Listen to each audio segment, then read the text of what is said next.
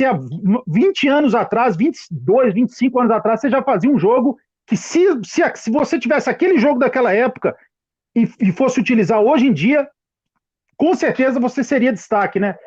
Como você foi naquela época, você assistiu um jogo que para aquela época funcionava e que para hoje também funcionaria, né?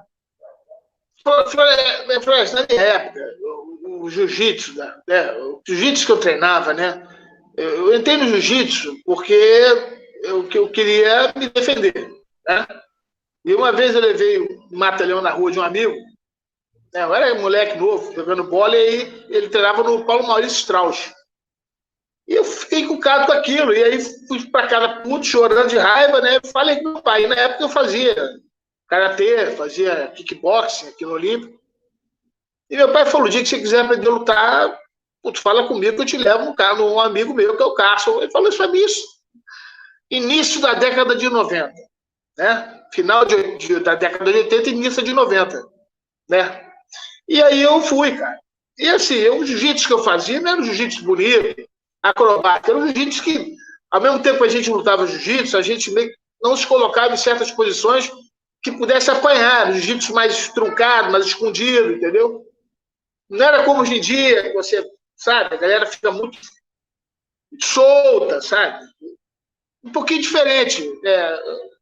Não era uma coisa feita única exclusivamente para competir e fazer ponto. Era uma coisa que instintivamente a gente fazia o jiu-jitsu, ao mesmo tempo querendo se proteger, né? Naturalmente, né? Não ficar ali naquela... O Cássio sempre falava isso, né? Tinha coisas que ele ficava louco, né? Então ele sempre ele frisava, né? A nossa escola nunca foi uma escola assim, como um exemplo, tá? Eu não falo Gracie Barra, falo Barra Gracie, né? Porque na minha época era Barra Gracie. Era uma escola duríssima, né? Tinha Nino, tinha Roleta, e muitos outros, Soca, Sonequinha, lutadores muito técnicos, muito bons, né? Mas eu vi que no caso a gente não tinha tanta variação de posição quanto a deles, mas a nossa escola sobressaiu no MMA, né? No Vale Tudo, né? Então hoje eu entendo o porquê do nosso jogo ser um pouquinho mais limitado, né? Porque tem certas posições que a gente não vai conseguir fazer no MMA, né? No Vale Tudo, no caso, né? Então, a resposta é essa, né? Eu acho que a gente treinava muita defesa de chave de pé, então a gente estava mais preparado, né? Uma luta com o Gordon, um cara desse, né? Quando ele começasse a ajeitar ali, sei lá, a gente ia arrumar um jeito de se adaptar daqueles ataques de pé dele para frustrar ele e botar ele de costas no chão, né? Mas não estou dizendo que seria fácil, não, nem que a gente ia conseguir fazer.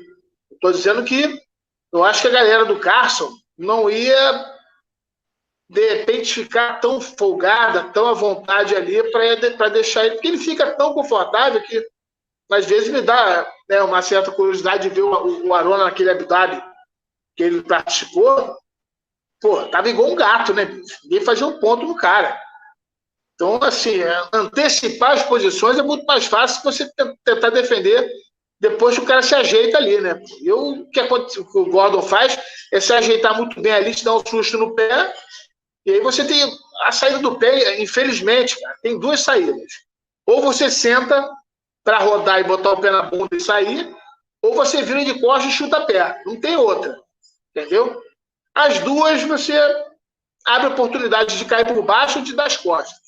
Ele usa muito bem isso daí, e quando ele fecha o triângulo nas costas, cara, pô, aí já era, né, cara?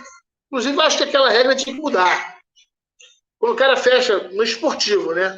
Quando o cara fecha aquele triângulo nas costas, dependendo, não dá mais pra sair dali. Então a luta fica meio que amarrada, né?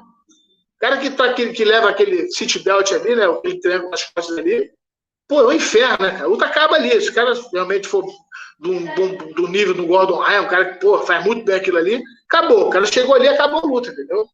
Não pode deixar ele chegar ali. Entendeu? Então, assim, a galera tem que treinar um pouquinho mais consciente, não deixar ele se ajeitar tanto, né? E tentar fazer uma coisa diferente. Mas não estou dando receita de bolo, não, porque o cara está muito na frente. Isso aí eu tenho que concordar. Mas eu acho que a gente tem tempo, né? Mas, por enquanto, ele tá soberano, está imbatível. Mas Paulão, vou dizer e vou continuar dizendo. Ele tem que colocar o kimono. Pelo menos uma vez ele tem que botar o kimono, e se ele não botar o kimono, ele precisa convencer a gente que ele né? Porque ele defende o jiu-jitsu da escola do Renzo, o Tena é faixa preta do Renzo, entendeu? Então ele poderia, né? Botar o kimono uma vez e lutar com preguiça de kimono. O Menegar, ele é amigo e tal, mas lutar, né? De kimono. Ele tá no Mundial de Jiu-Jitsu. Peso absoluto, se inscrever lá e entrar.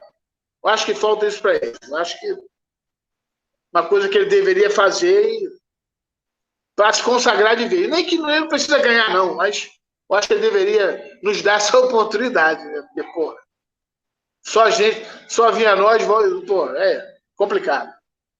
Uma no campo dele, outra no nosso, né? Uma no estádio dele com a torcida dele, outra com a nossa torcida. Não precisa ser sempre, até para tirar esse estigma dele, né? De ser um cara no-gi, né? O cara só, né? O cara só é bom sem kimono. De repente, não. De repente, aqui eu vou morder a língua. De repente, o cara vai lá e sacode todo mundo, entendeu? Mas é uma curiosidade que eu tenho certeza que muita gente tem essa curiosidade, né? Ver o Gordon de kimono.